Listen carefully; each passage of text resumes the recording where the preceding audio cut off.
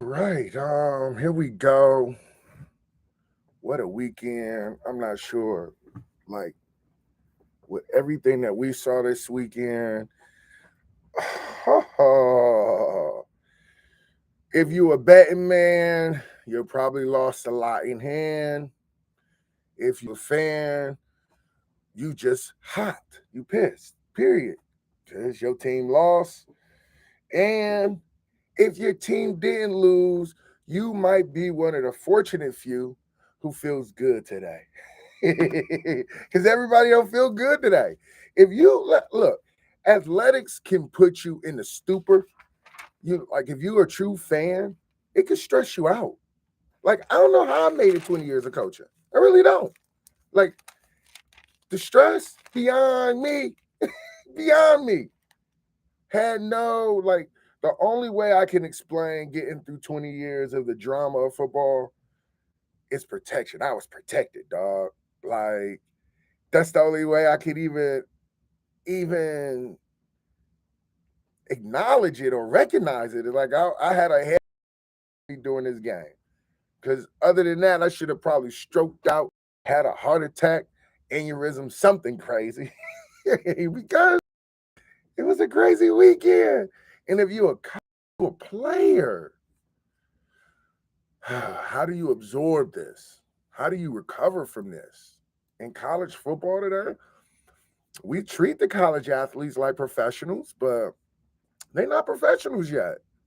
They're still creating a professional callus for all of the noise that's out there, right? Ugh. Man, what a weekend. Okay, we're going to start with the top 25. This is Catch Up with Coach. I am Coach Malik Hall. We're going to give you a lot to discuss, a lot to think about, and hopefully a lot to share within your communities of conversation in athletics and sports. So here we go. Georgia, Kentucky. Shout out to the top four teams who had to play for their playoff spot and hold it down.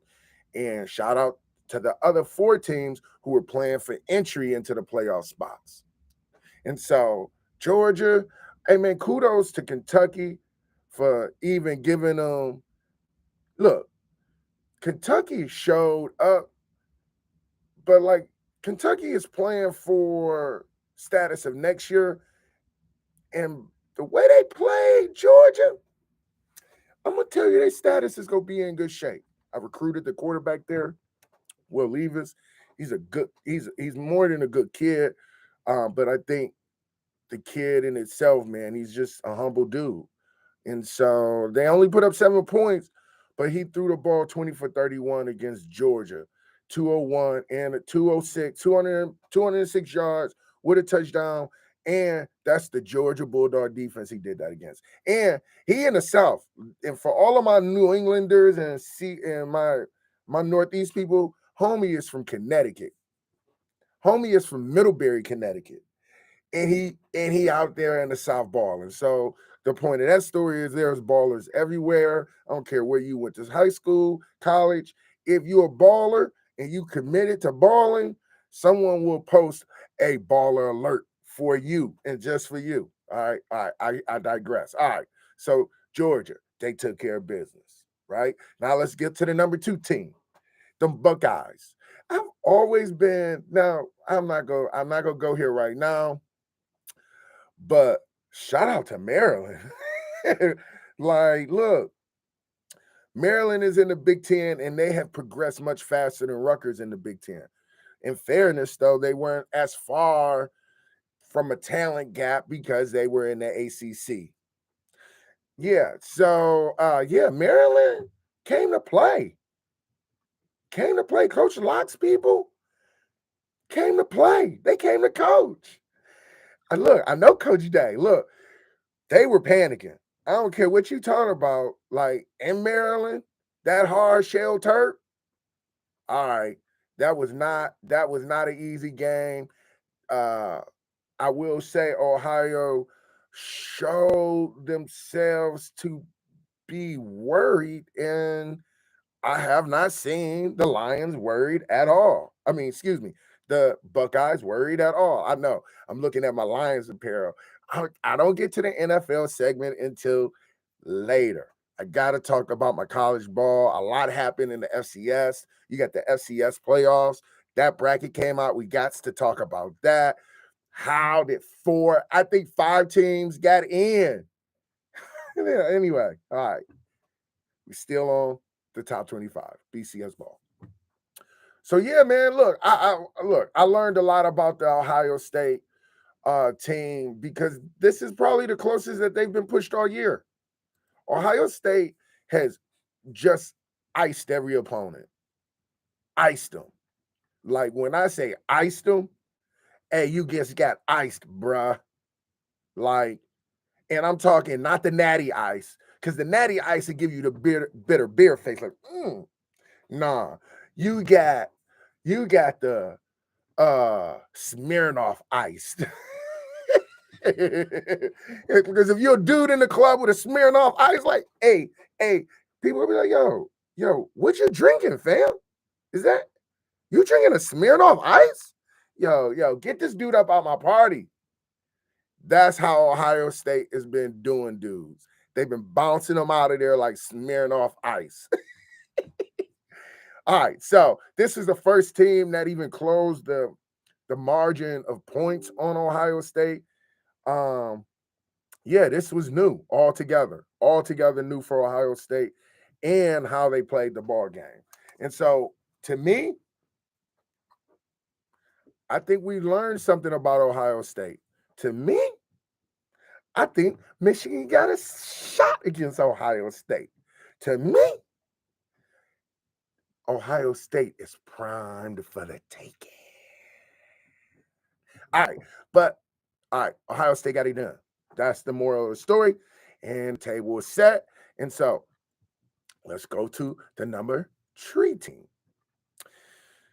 Oh, this was a tough one for me to watch, people. And look, you know we'll be on the MANNIX Brothers at 1 o'clock today. Shout out to MANNIX Brothers at thebigjab.com. Check us out. We'll be talking college football. And so yeah, where do I go with this? Michigan losing Quorum is gonna hurt. It affected the game and the morale of the game in the big house. The Fighting Illini. Look, I'm telling you, if you go to thebigjab.com, go about 4 weeks, I think week 7, I spoke about this game and how it would be a trap game for Michigan. But trap games are only trap games if you get trapped, baby. And Michigan did not get trapped. In fact, they unlocked that trap, kicked the field goal for the winner, and I know that had everybody feeling away like, how is Michigan still number 3? Because we still got to pop Ohio State. And so, yeah, man, look, he went out. Here's the deal. Both Michigan running backs are dope. I really think they are. Obviously, Corm is a Heisman Trophy candidate. He would have won it. If he plays against Ohio State and gets it off, he is your Heisman Trophy winner.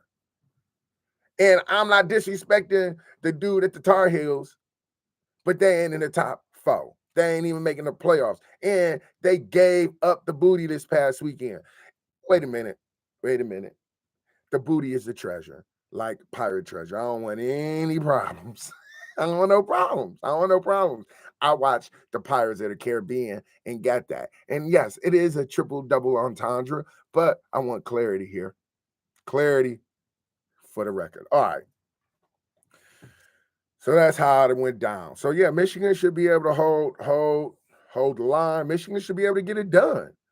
Michigan only does not get this done, in my opinion, is if Corm doesn't play. If Corm plays, like, this is going to be a morale game for Michigan. And if he's out there and he's healthy, like, oh, yeah, you about to get all the smoke. All the smoke, Ohio State. What you talking about? Listen, now we going to the number 4 team. The number 4 team is not the sexiest team on the list. the number 4 team, it seems to me that if you are the number 4 team, or if you are that last little entry point, you're the last team to get in, everyone wants to disrespect your entry. Everybody wants to disrespect your entry. You pay the price like everyone else paid the price, TCU, and you got it done just like everyone else who's gotten it done going to the playoffs. I think we live in this Vogue world though, where you need to smoke everybody. Like the other team don't practice. Like when did this all become a thing? Like they didn't beat them in convincing fashion. Oh, Baylor is trash. Like Baylor don't have scholarships. Baylor don't have coaches. Like these lopsided scores are messing up the expectations for real good competition. That's as good of a game as you want to get. Coach Aranda over there is playing for a bowl. He healing a program that just went through major trauma. And he pushed TCU 29-28. Again, tune in to the Mannix brothers on the Big Jab. I talked about this 4 weeks ago. And there you go. There you go. And so Baylor gets it done 29-28. Look, I like the Dugan kid. I want to tell you the Dugan kid should be going into the Heisman conversation, but reality, like this ball club is a better ball club than they are loaded with like game-changing players. Like they have game-changing players, but the game-changing players play well together. Like they play as a cohesive unit. That's what makes TCU different than the number 4 team you want to be in there, that you want to put in there. Everybody trying to get rid of TCU because what? Is no sexy wins? Define a sexy win for me, somebody. What does a sexy win look like? Oh, is South Carolina beating the brakes off of my Tennessee, not my Tennessee Vols, beating the brakes off the Tennessee Vols 63-38? Is that a sexy win? Because to me, that's a garbage bag win. And shout out to South Carolina SC. And for all of my Southern people, the real SC. They went 7-4 this year, 4-4 in the SEC, and they're going bowling. And my man Coach Beamer over there turning the juice on over there at South Carolina. And that was the statement I've made on the Big Jab on the radio station. Every time, like, look, South Carolina hasn't been to South Carolina. Oh, but why South Cackalack go ahead and get some victories, beat the teams that you don't expect them to beat, and they go finish unranked. But all this is a setup for the next year when they come in the top 25 because they just knocked off the number 5 team in the country. And I spoke to it. If everybody does their job, we don't have no controversy. The only controversy that should take place should be after the championship games. And now, in that controversy is all based on who keeps who at what, who keeps their rank, who loses their rank, whose game was a big enough game for them. Even if they lose, they don't lose any other rank, because you know and I know everyone want 2 SEC teams in this playoff team, and TCU held the line, baby. The only way it happens is if TCU lose, and they didn't lose. Everybody outside the top 4 can lose. And I'm just telling you, they can lose. Now, what Tennessee did is open this conversation up for LSU, open this conversation up for USC, open this conversation up for a 2-loss Alabama. That's what they did. Now, because we got another week of football. Somebody's gonna show up in this week of football and mess this whole bracket up again. Why? Because Ohio State and Michigan got to play. That collision has to happen. That collision will have somebody filling away on the back end. It has to happen. And I'm going to tell you, I'm going to have my seat right. I'm going to have my beers right. I'm going to have my water right because I don't plan on moving. So I'm going to do a beer, water, beer, water, beer, water, beer, water. You feel me? I'm just saying. Just saying. All right. And so that's how I feel about the situation. And I'll even add, here's the other part. Everyone think like, because Auburn, you think Auburn ain't gonna go up in there and try to beat Alabama? You crazy. You think Auburn go lay down? You think Auburn not gonna feel away about their 2-5 SEC record? And they gonna try to make a name off of them Bama stars? You tripping. You tripping. I'm just telling you. And then now here it is. This the game because TCU next week, TCU got to play Iowa State. Iowa State loves playing an upset. I know the Iowa State defensive staff, they play great defense. And I'm gonna tell you that defense that they playing against TCU, go give TCU the nickel fritz. I'm just saying. All right. That's how I feel about the top 25 and the top 8 that matter. LSU should go before Bama because of the outright.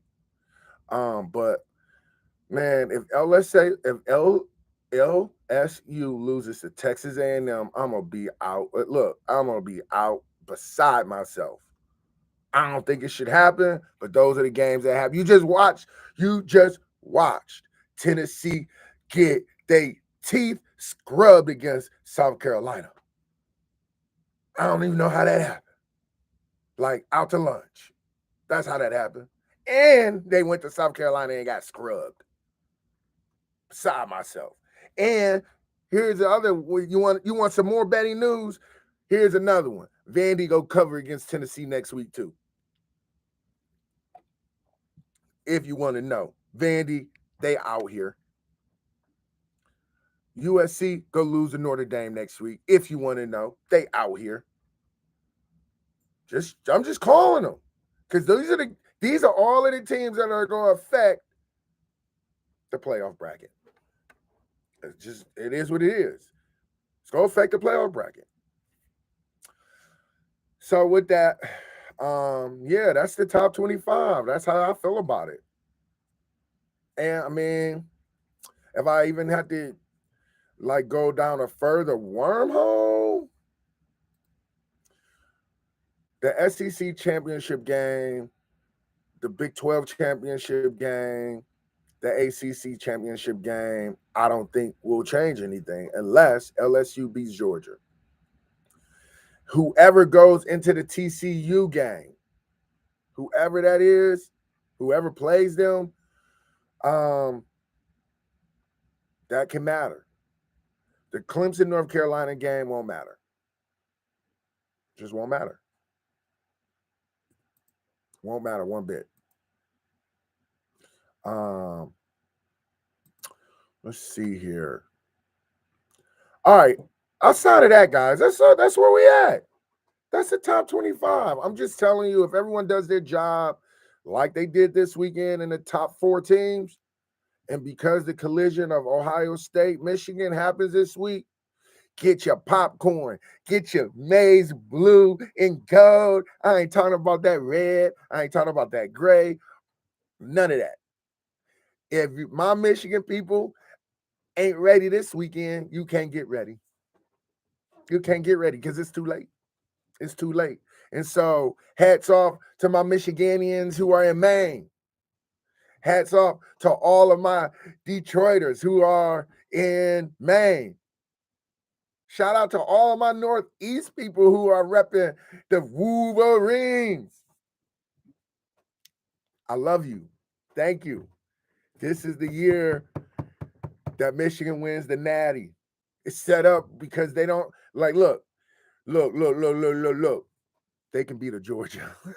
They can beat a Georgia with Gorham. With them 2 running backs, Gorham and Williams, they can beat a Georgia. Yes, they can. They can beat a TCU. Yes, they can. I'm just telling you. It would be interesting if they let 2 Big Ten teams in the playoffs this year, wouldn't it?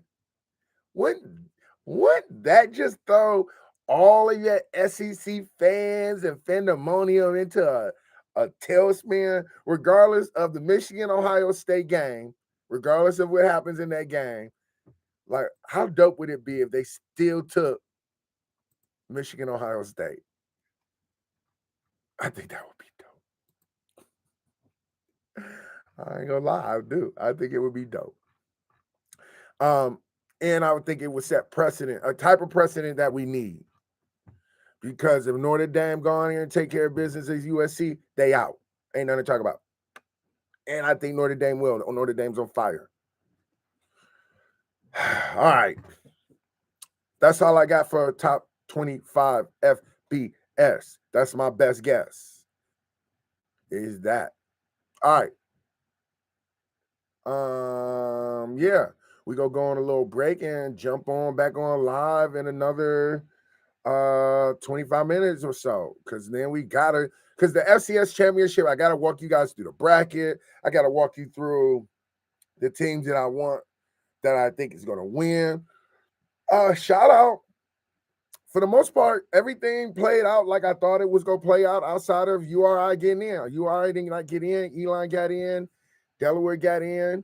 William and Mary got in. UNH got in. I don't think Richmond got in. I think that's the team. And I think Richmond got in. 5 teams?